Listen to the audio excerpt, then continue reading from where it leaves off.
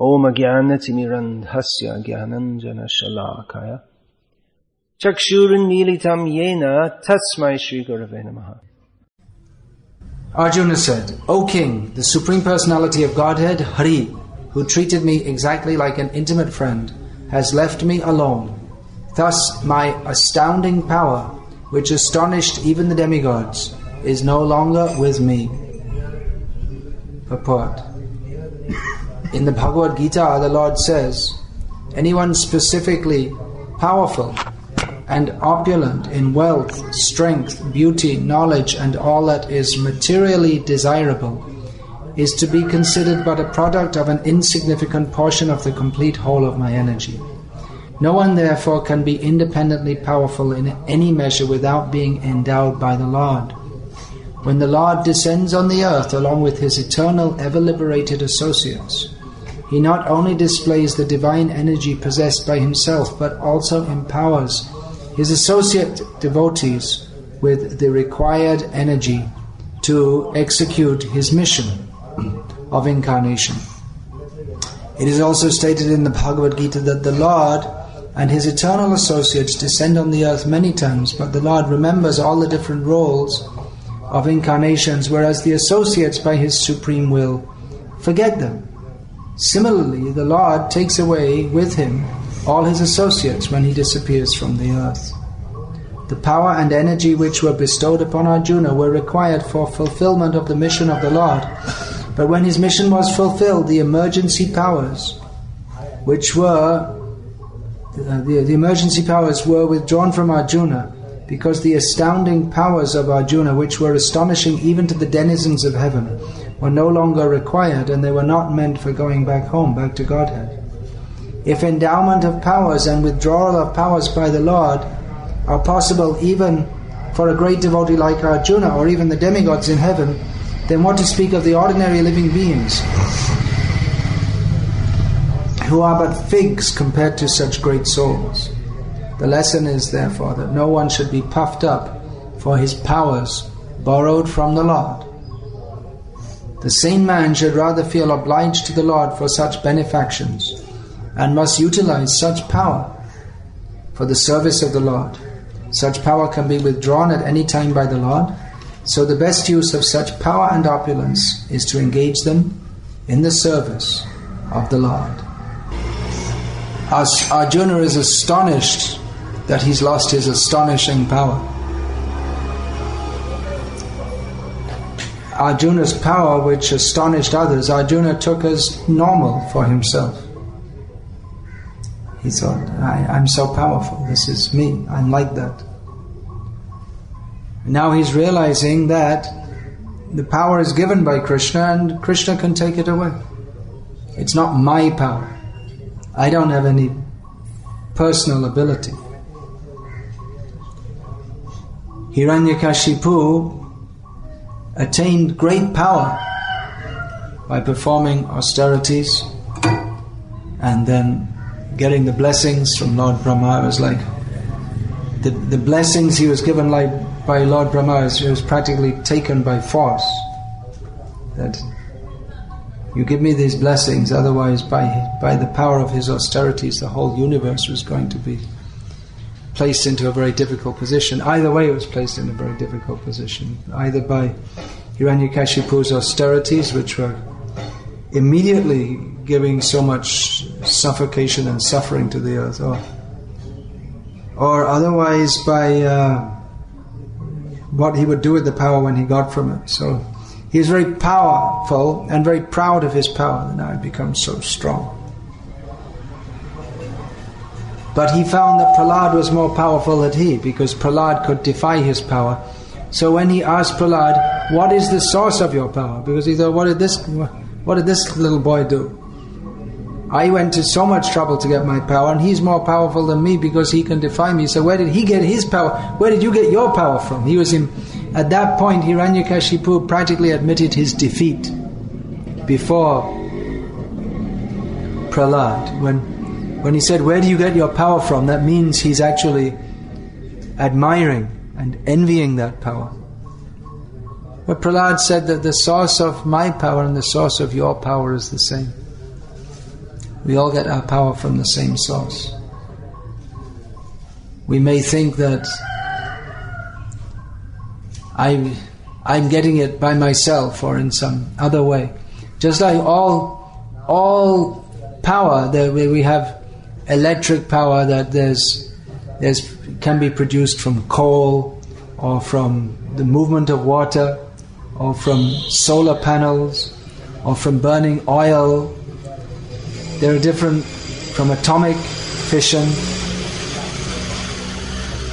So there are various ways of producing electricity, but the original source, or the original source of that power is the subtle fire element. When we say earth, water, fire, air, ether, so fire, that is electricity is a transformation of fire.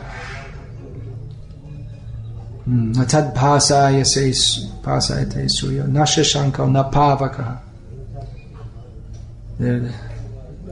There is no sun, no moon, no wind. Prabhupada translates electricity. So electricity is a transformation of fire. We see that sometimes. The lightning forks up, like fire goes up into the sky, or we put the plug into the socket and sparks come. So the source of all power is Krishna, and one becomes most powerful by recognizing the source of that power, and one will be bereft of that power if he defies the source of that power.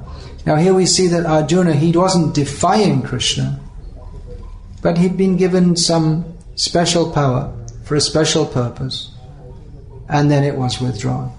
So Arjuna is famous as Dhanadhara, as the bearer of the bow, Gandiva bow. He's famous as Parantapa, the one who defeated his enemies. He's famous as Dhananjay, one who by his heroic exploits brought wealth for performing the sacrifice. He's not remembered for he's not famous for having been conquered by what were apparently a gang of cowherd men. So he's glorious. His power made him glorious. He used that in the service of Krishna. Whereas Hiranyakashipu, although he's known as being remembered as being powerful, but he's more remembered for being defeated by Nrsimhadev. So Arjuna's power brought him glory even though it was taken away. And Hiranyakashipu's power brought him infamy. It was also taken away by the Lord. He gives and he takes away.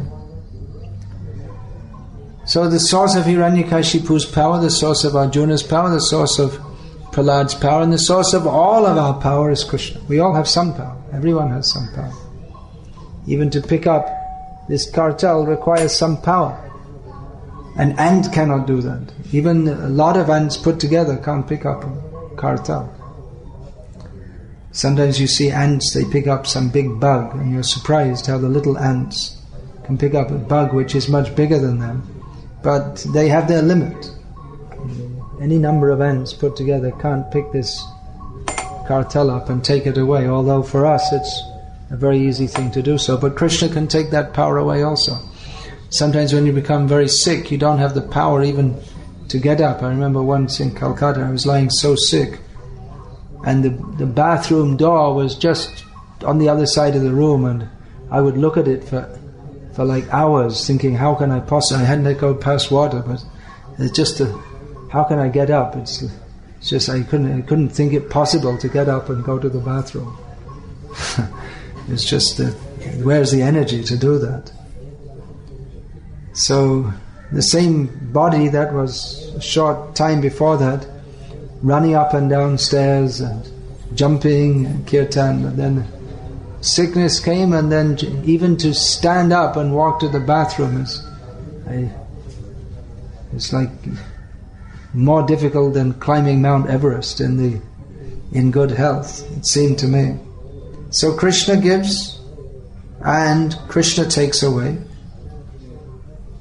And Krishna gives power to each jiva. He gives opulence, power, according to their karmana deva netrena jantur deho bhakati, according to what they deserve and what they, in the case of a great devotee like Arjuna, power is given to him. There's no question of deserving according to his fruitive results, but according to how he can utilize that. So a devotee may become empowered for a specific purpose. Just like devotees are going out and distributing books, and we'll find that when we're doing that, if we're really praying to Krishna and not thinking, I am the doer, then Krishna gives the intelligence what to say, just so that the person will become enlivened to take the book. Whereas if we're thinking, I'm going to distribute the books, then we don't get the mercy of Krishna, and we don't get we don't distribute. People, they're not inclined to take. But if simply praying to Krishna, then the power comes. It's not our power. The power comes to just exactly what should be said, and the person becomes inclined to take the book. So many examples like that. Devotees are empowered by Krishna to spread Krishna consciousness. Kali Kali Yoga Dharma Nama Sankirtan Krishna Shakti Bina Naheta Pravartan. In this Kali Yuga, the Yuga Dharma, or the method of approaching Bhagavan, is through Harinam Sankirtan. And one who is empowered by Krishna can do that work of spreading Krishna consciousness. Some devotees are they're especially empowered. We can see, we will say, a highly empowered devotee, we understand as Shaktya Vaishavata, someone who came to this world specifically for the purpose of spreading Krishna consciousness, being empowered by the Lord. So we accept great powerful acharyas like Srila Bhaktisiddhanta Saraswati Thakur, Srila Prabhupada, Madhvacharya, Ramanujacharyas. They're not ordinary persons who were born because of their karma, just like some people used to say that this Bhaktivedanta Swami, he was a good businessman, and then because of that he was able to be successful in spreading Krishna consciousness. Prabhupada, commenting on that, once said, well, it may be true to some extent, that's some worldly knowledge, but that's not the main reason. It's because Krishna wanted it. He wanted to work through Prabhupada. So that may be an extenuating factor, but it's not the essential factor. Krishna, whoever said that, they have no idea what Krishna consciousness is, because Krishna consciousness is not spread by any material means. They just wanted to reduce Prabhupada's glorious transcendental efforts. They just wanted to say that it's all mundane. So that's envious, actually, to make a statement like that. So certainly Prabhupada was highly empowered by the Lord, and he empowered his disciples also to take up Krishna consciousness and spread it to others. So one who is desirous to serve the Lord, to serve Krishna, Krishna empowers him. Devotees are all very special people. If we see the horoscopes, I heard the other day we were looking at horoscopes of devotees. So when we hear someone's horoscope, devotees, you'll find something like this. Very pious soul, very righteous person, an empowered soul. The other day I saw someone had written for one of my disciples some astrological comments, an empowered soul. So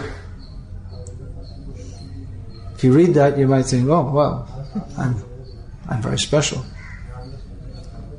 If you think like that, immediately all the power goes away. The power comes by thinking, Jogata bichare kichu nahi pai tomara karunasha. That I don't have any power of my own, which is a fact. None of us have any power of our own. Empowered means we don't have any power of our own. It means that the power is coming from somewhere else. Shaktyavesh, not Shaktiman. There's a difference. Shaktyavesh means empowered, and Shaktiman means powerful. There's a difference. Bhagavan is Shaktiman. And to every angsha, jiva, to every jiva, he gives some power. To Hitler was also very powerful. He also got his power from Krishna in an indirect way through the agency of Kali, the destructive feature of the material energy. Not that he was worshipping Kali directly, but he was also empowered. Kali is also very powerful. So everyone gets power, but the devotee is empowered by the Lord according to his degree of surrender, of thinking that I am not myself anything great. Just like Prabhupada always used to say, if anything has ever, whatever wonderful thing happened to me in spreading Krishna consciousness, all the mercy of my Guru Maharaj. Because he thought like that, the mercy came through. And if we think like that, then we can also become empowered. And Prabhupada, he wanted that his disciples become empowered to take up this Krishna consciousness and spread it everywhere. And certainly many special souls are taking to Krishna consciousness. You don't have to go to an astrologer to see that, but if you do, then you can see that you'll find in the chart something like this. Pious, very, very pious, very righteous. And then maybe something like this. Empowered.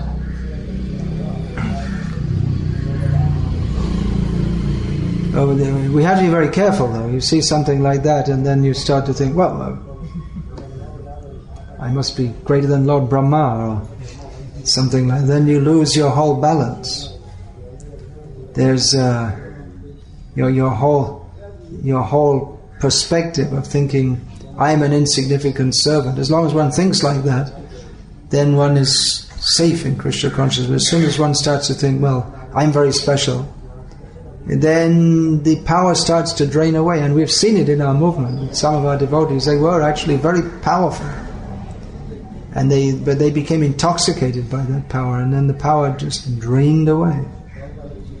So, when we see, you may see empowered soul, but then we should understand that this is not an intrinsic feature of me, because I, by the grace of the Lord, if He so desires, His energy, some small part of His energy may work through me. But He is the giver and the taker of power, so He can take it away at any time. Doesn't matter what the chart says. The chart says empowered, but you can lose that power also by thinking, I am empowered. Or by trying to be empowered, one loses the power. One should simply think how to become a servant. If one starts to think that, yes, now my name should go down in history. Just like there was one of our godbrothers, he said, I was studying religious history. But then I thought, instead of studying religious history, I should make religious history. And he did in a small way. He made a big mess of. He got some followers and then made a big mess because he thought that he would introduce that if he was just following what his guru did, then where would be his glory? So he introduced some radical changes to the system of Krishna consciousness. And not surprisingly, his situation in Krishna consciousness also radically changed. So within the small world of ISKCON, he's become infamous. So he was already famous, He was already respected, but he thought, I have to do something more and different to really prove myself. He was interested in being glorious, so he didn't see that the glory is simply in following Srila Prabhupada. He had to do something different. And then he became infamous. So this is it's a trap actually, to think that I should become well known, I should go down in history, that people in the future, they will write books about me and I will be recorded. Yeah. I will be recorded and my samadhi will become a pilgrimage site and people all over the world will recognize me as a great religious leader. That desire can contaminate the heart. And then instead of acting in a manner which is for the benefit of others and acting, always thinking that one is a servant of one's guru, one is acting in such a way that one will be noticed, acting in such a way that people will become awed or impressed that, oh, this is a very great spiritual person. But what happens actually, that if you do like that, then you start to attract very shallow people. And people who are actually serious, they can see through it. It's just yet another showman. There are millions of people trying to make religious history. India especially is full of so many bogus people who want to advertise themselves as incarnations or Mahabhagavats or something like this. So one can call oneself Jagat Guru or Rasik Shiromani, the best of the Rasik devotees, or whatever. One can put some title or try to show one is better than the previous acharyas, the most significant acharya in history or whatever. But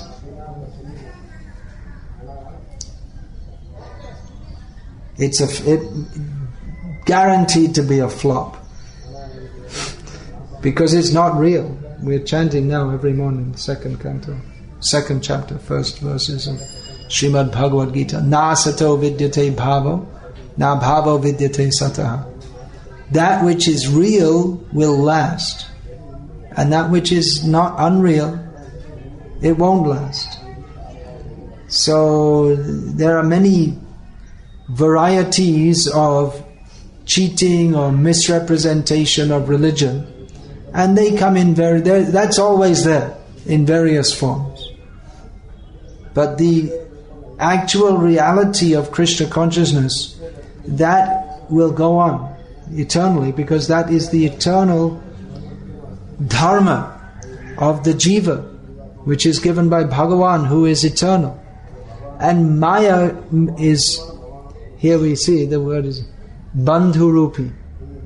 Bhagavan is Bandhurupi. He came as in the form of a friend to Arjuna. And Maya is Bahurupini. She comes in many forms. All transformations of forgetfulness of Krishna, envy of Krishna.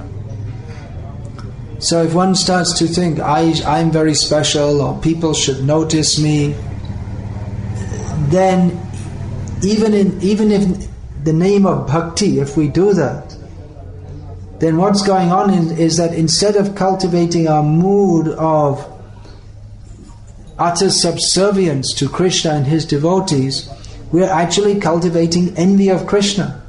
It's Maya. To think, I should be noticed, I should be considered very big, I am special, I deserve respect. That means we're trying to take the position of Krishna. Now, it is the duty of one who has accepted, it's a great paradox. As Srila Bhaktisiddhanta Saraswati Thakur pointed out, it's a great paradox. that, you know that word, paradox? Dvidha. It's a dilemma. How a devotee who's cultivating subservience to Krishna, when he takes the role of guru, then by Krishna's order he has to accept respect. But he doesn't accept it on his behalf. As soon as if he starts thinking, now this is for me, then you get spiritual indigestion. It sits like a stone. Just like you can't digest food, it may be like feeling like a big stone in the stomach, and it just causes sickness. So, in the same way, the jiva has no power to digest respect, and unless he offers that to Krishna, then through the disciplic succession, then it simply turns into poison. So, a devotee, everything he does is for the pleasure of Janardhan, Bhagavan, Krishna. Not for the Janata, not for the people in general. A devotee is not an actor on a stage who is hoping that at the end of the performance people will clap. That becomes a showman. Showman makes a show and his reward is hearing everyone clap. But a devotee, he simply wants to please Krishna. Even if the whole Janata do not like him and do not cheer him, he doesn't care. He wants to satisfy Krishna. And quite likely if he's trying to satisfy Krishna, then the Janata, the people in general, they won't like it, because the people in general, they have viparita ruchi. They have perverted taste. That's why people say that, well, we should be normal, and then we should be like normal people, and then the people in general will respect us and accept us. We don't. Well, we hear it in India also. It's quite common in the West. Some of our big leaders are promoting this. But the problem with this is that to do the things that are considered respectable and worthy by the karmis, it's all antithetical to Krishna consciousness. That you should be materially ambitious and have a big house and a big car and all this kind of thing. It's possible to have these things in Krishna consciousness, but cultivating the desire for all these things, it's antithetical to Krishna consciousness. And then we should take our children to the movies and so. But all these things, then the people will think, oh yes, they're normal. But it's all works against Krishna consciousness. So actually, one has to be empowered by Krishna even to follow Krishna consciousness. One has to take strength from Krishna, because everyone is very much concerned what others think of us. It's very difficult to overcome this desire not to be considered odd, to be accepted by the people in general. It's very difficult to go against what people in general are thinking and to accept criticism of others. So one has to have power. That power comes from conviction that, yes, this is the correct path, and whatever everyone else says is not the correct path. What Krishna is giving us, that is correct. What everyone else is following, that's not correct. So one has to be convinced of that. Then one gets the power to follow, even though people may scorn us and dislike us. And then what to speak? Anyway, people, the karmis, they're all criticizing each other anyway. So don't think that if you try, I shall be a model karmi, and then the people won't, then they'll accept us. But the karmis, they just criticize each other anyway. If they don't criticize you for being a devotee, they'll criticize you for something else. They're envious by nature. And anyway, why should you care so much about what they think? But one needs to be empowered to follow this process and to bring others to this process. That requires power from Krishna, that one is so much convinced and so much wanting to serve the parampara and so much compassionate for others that he's able to change other people's way of thinking. That is the meaning of preaching. Jibe viparita ruchi parivartan kara pracha. That's Bhakti Saraswati Thakur said. That preaching means to change the perverted mentality of the conditioned souls. So becoming one of them, that doesn't do the job. That means that they changed us. But it means to, that's why Prabhupada said we shouldn't care about public opinion. We should change them to be like us, not us to be like them. So that requires power from Krishna to do that. One can do so by being very humble and considering oneself a servant. If one wants to take respect from others for being a great preacher, then actually one cannot preach. If one is anxious that I will be famous as a great preacher and people will respect me, then we can't preach. We might be able to gather many people around us, but that doesn't fit the definition of preaching. Jive viparita ruchi parivartan kara. Preaching means to change, affect a change in the way of people's, their whole mentality and their whole outlook. So preaching isn't just a matter of gathering many people to say Jai, but if it means to change the whole way of thinking. And as Srila Bhaktisiddhanta Saraswati Thakur said, just to even to bring one person actually into Krishna consciousness, you may have to spend hundreds and hundreds of gallons of blood. How much effort is required? Chidrakta, transcendental blood. That means not that we're giving, blood transfusions, blood donations. But means so much transcendental effort. And one has to be prepared one has to be very tolerant. And so many times you're preaching to people and they're coming up and they look, and then all of a sudden they just go away, and they may become envious of you or turn against you. Preaching, as we've often heard it said, is a thankless task. If we want that people will appreciate, then we can do something like that. Lokaranjana, something to please people, what they think is pleasing. But actually preaching, it appears to the non-devotees or the materially attached devotees, prakrita bhaktas, what actual preaching appears to be a threat to them. That we're threatening them with having to give up their material desires and everything they've dedicated their life for, everything they believe in. If the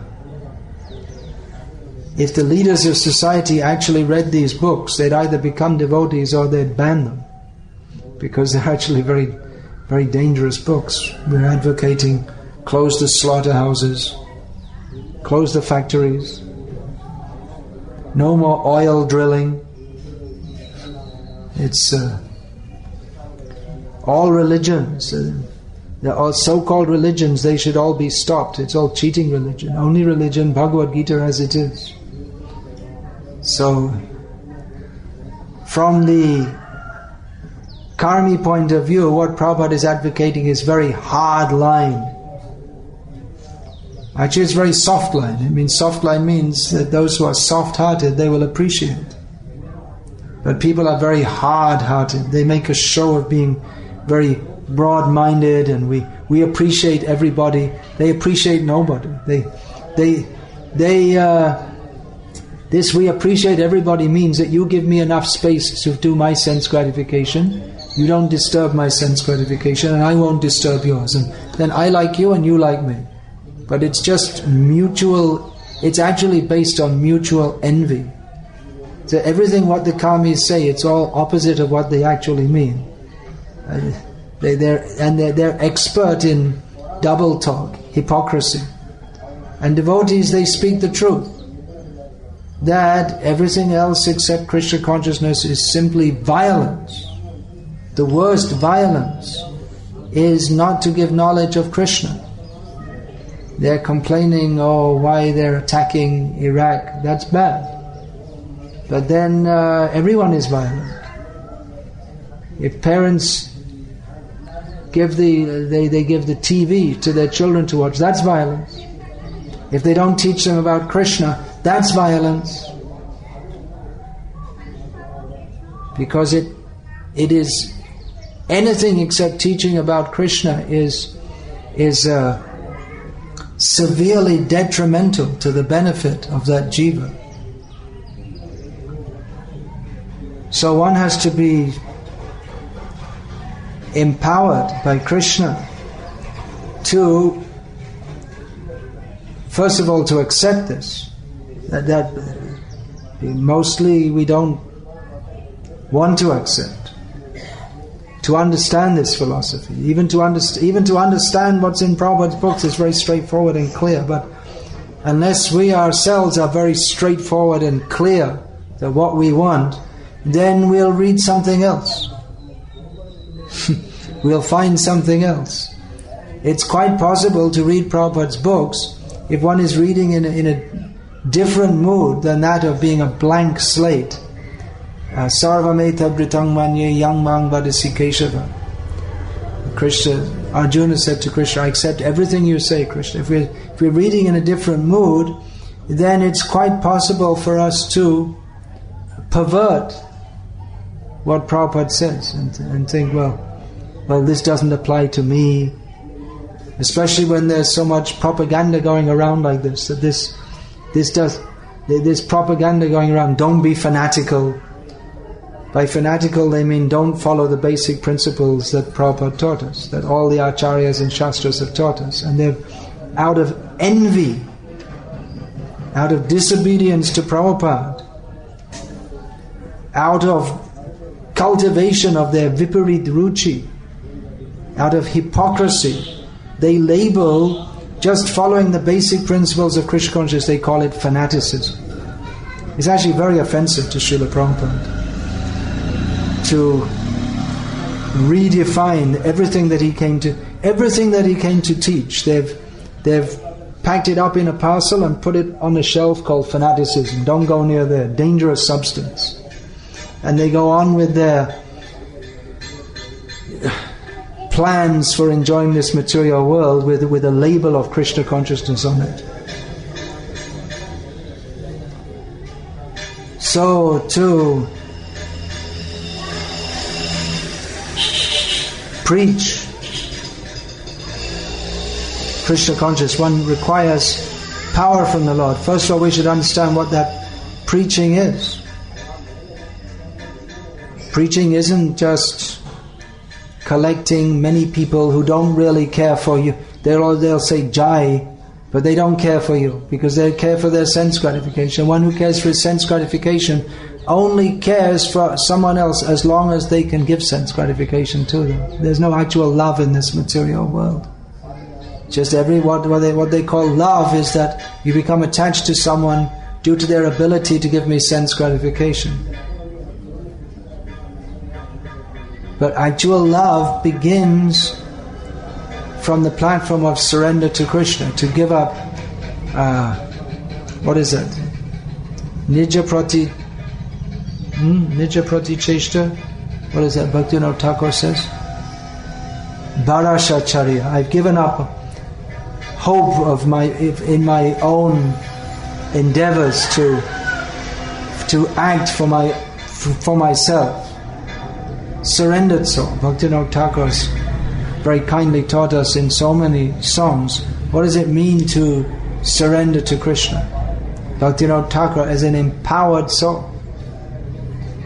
He has presented Krishna consciousness in his writings in a manner that is not possible for a materially attached devotee, even though he presents himself as materially attached,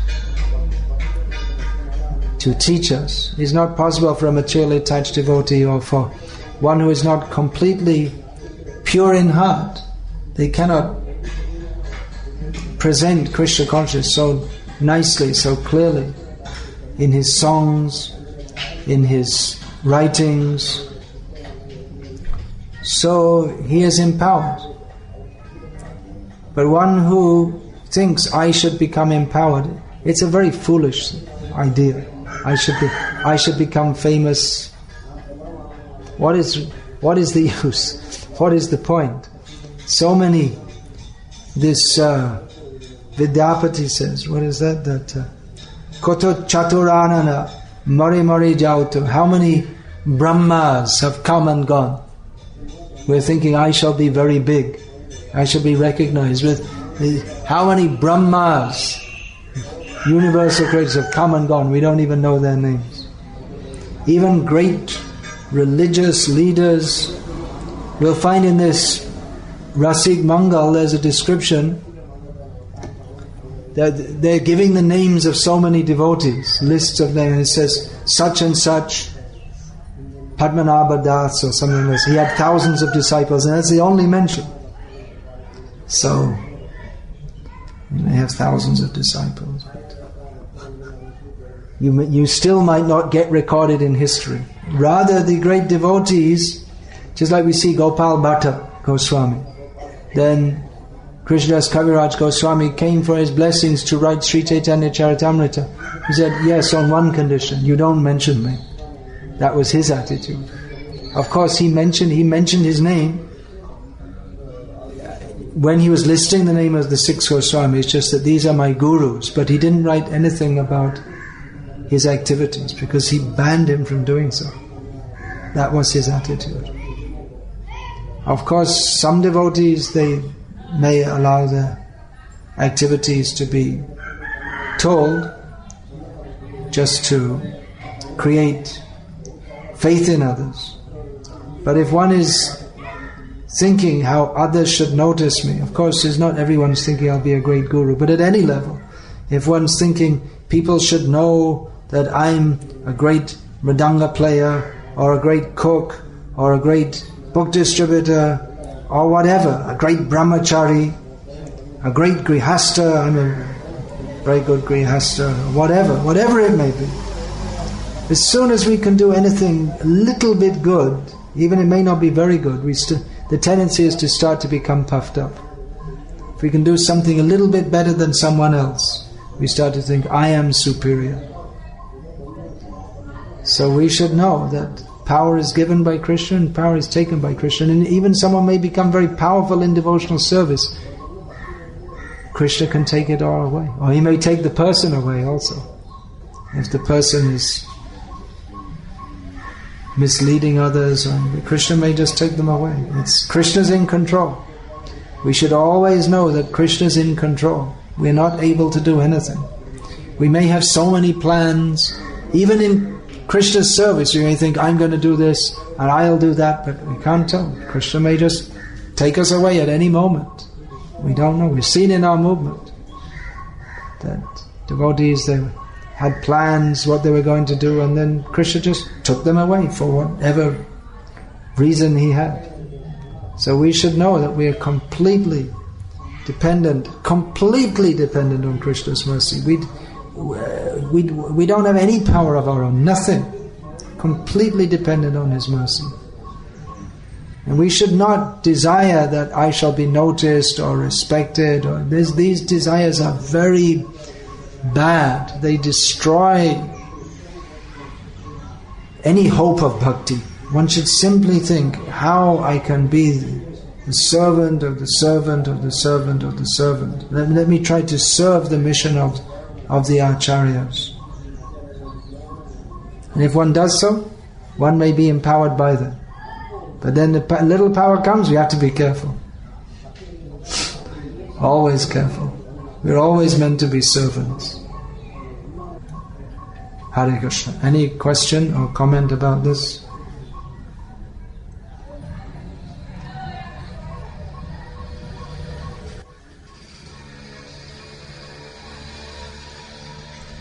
So you should pray to become empowered to present all of Prabhupada's books in Punjabi. That's a great service. You do that. Very important service. What's the population?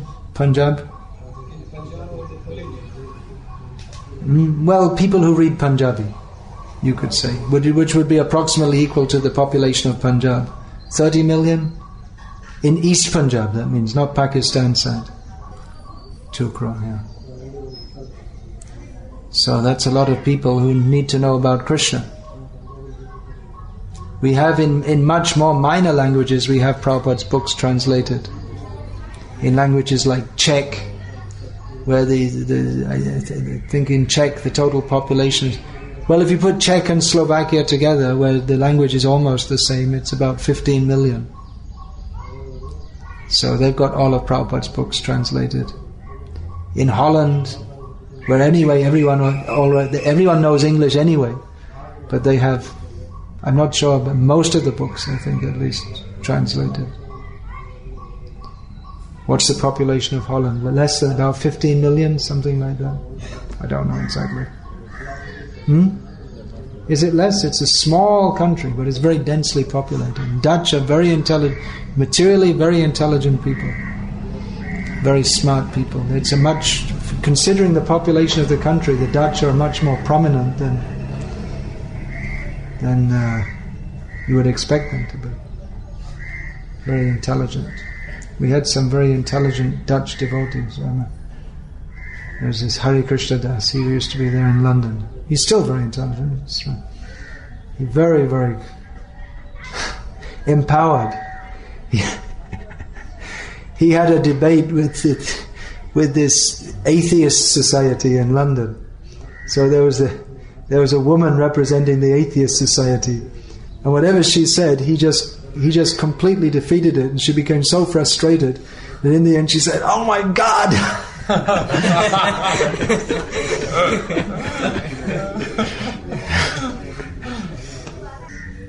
Great soul, no doubt. Prabhupada picked up so many great souls. So, anything else? What do you see that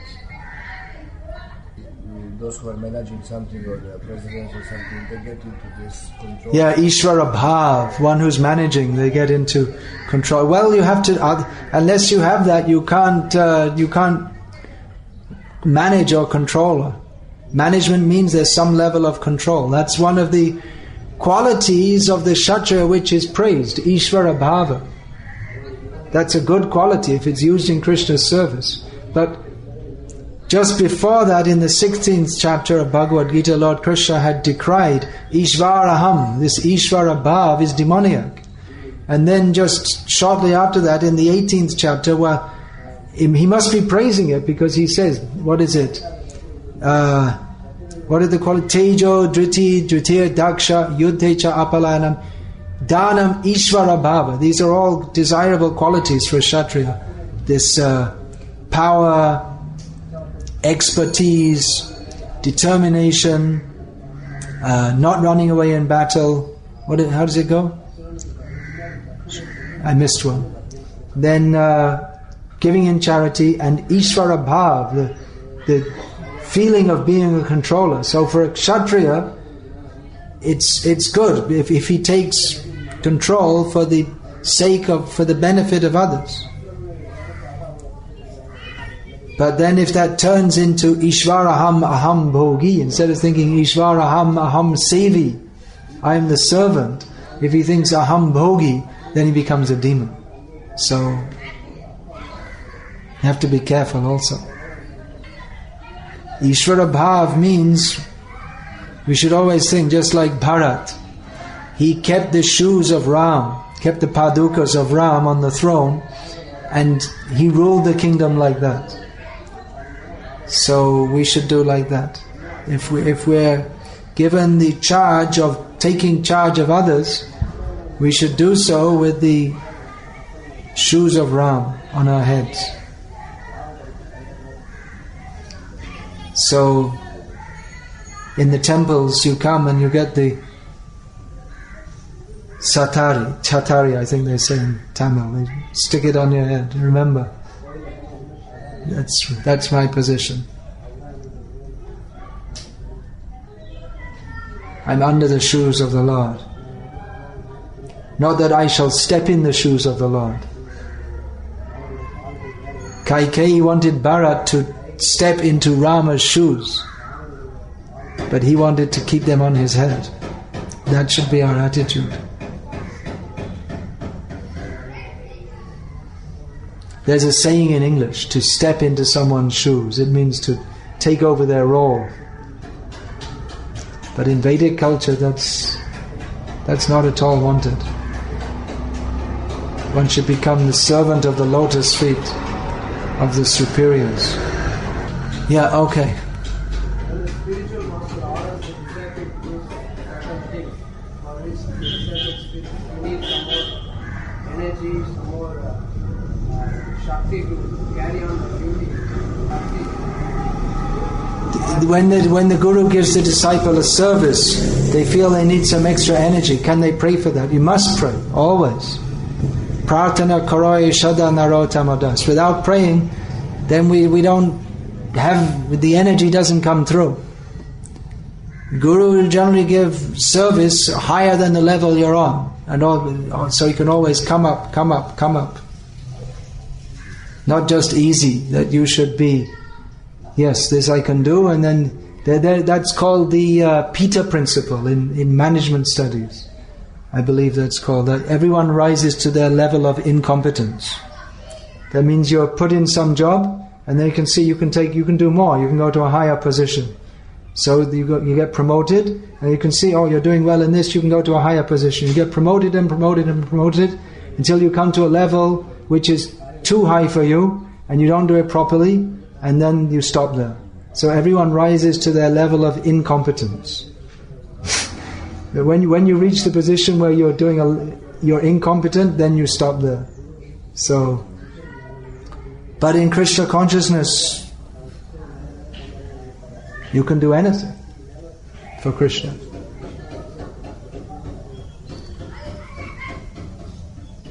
One of the important qualities of a leader is knowing what he can't do and engaging others to do that. Just like Prabhupada told us story, I believe, of this Ford, Henry Ford. Some business competitors took him to court and said, how can you set up all this factory, and he can't even read and write. So then they called, they cross-examined, they asked him some difficult question about engineering. He said, can you answer this? Yeah, no problem. He said, called his chief engineer and said, answer the question. He knew who to employ. That's in modern management language, that's called empowering others. Delegating tasks. Empowering, what's the other word? Facilitating others. That you, just like Prabhupada, he detected the basic fault in the materialistic scientist's reasoning, and he engaged his scientist disciples to investigate that further and expose that in terms that the scientists could understand and relate to. So Prabhupada didn't personally think, well, now I have to go to university and study all these things, but he gave the task of doing that to others.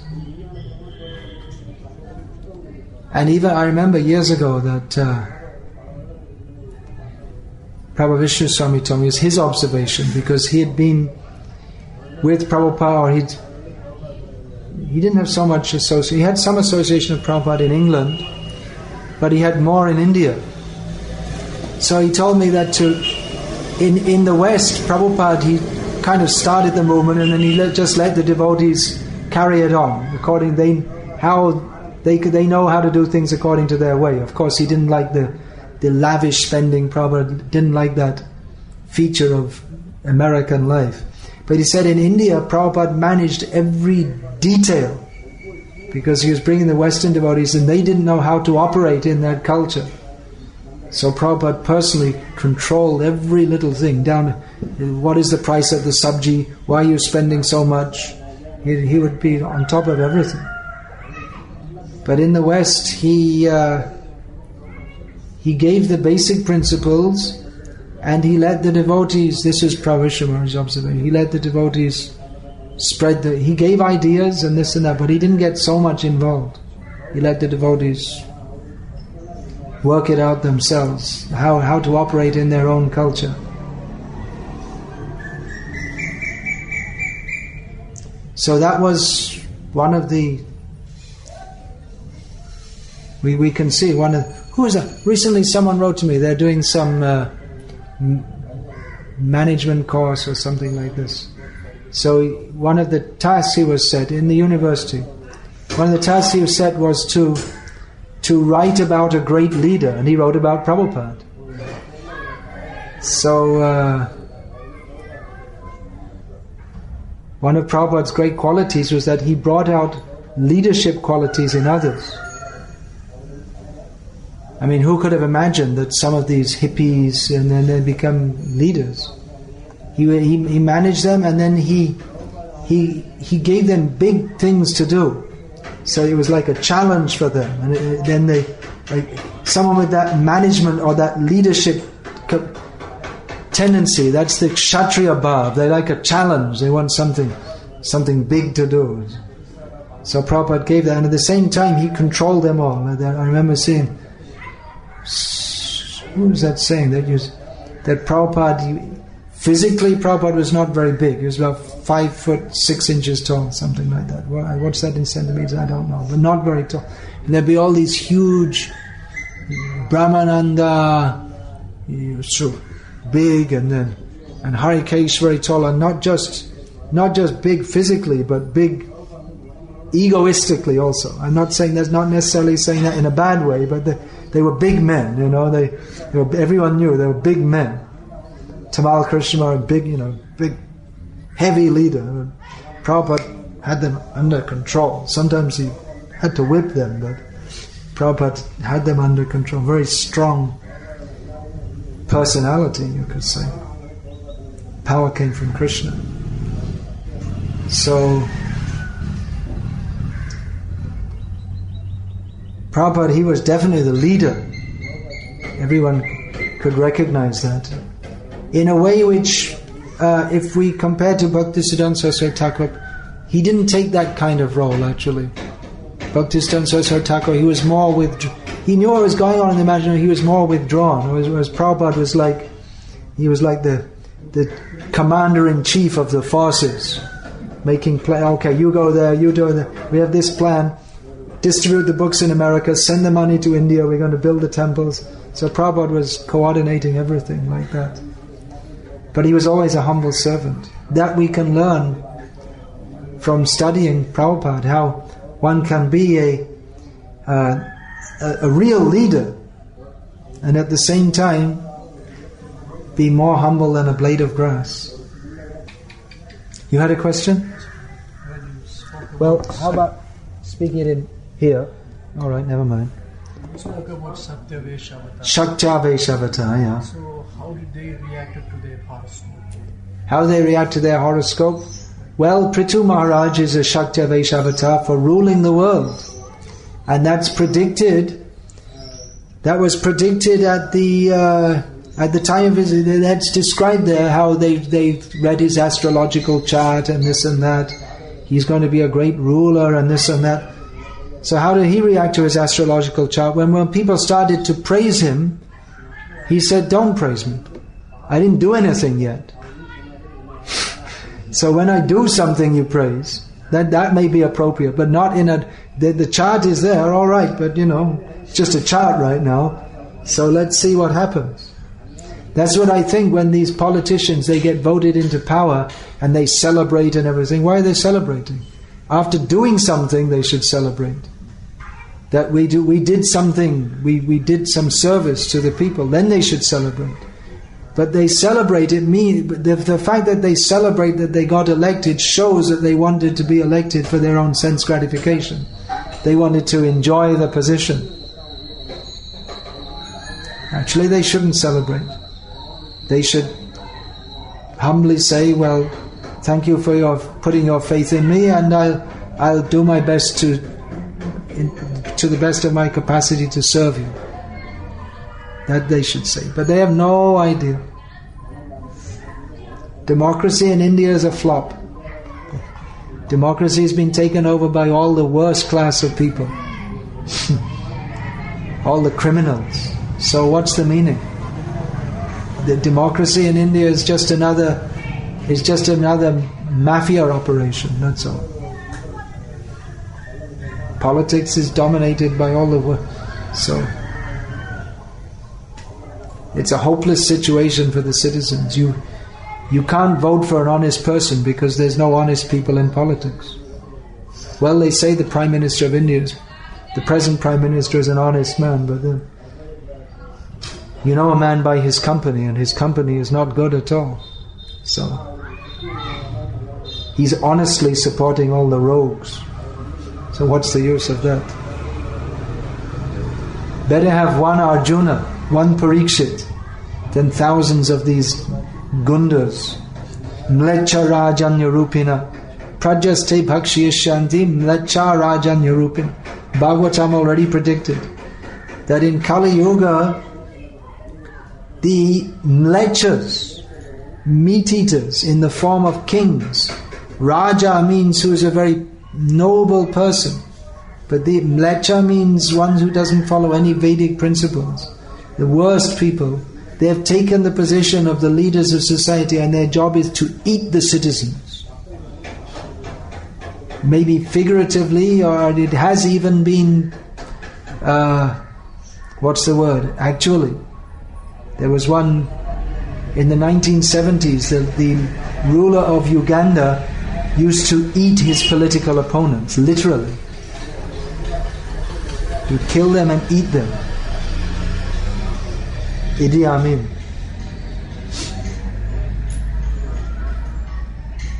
But figuratively they eat. They make you work so hard and they take it all away in taxes. They eat your energy, and then whatever little money they give, they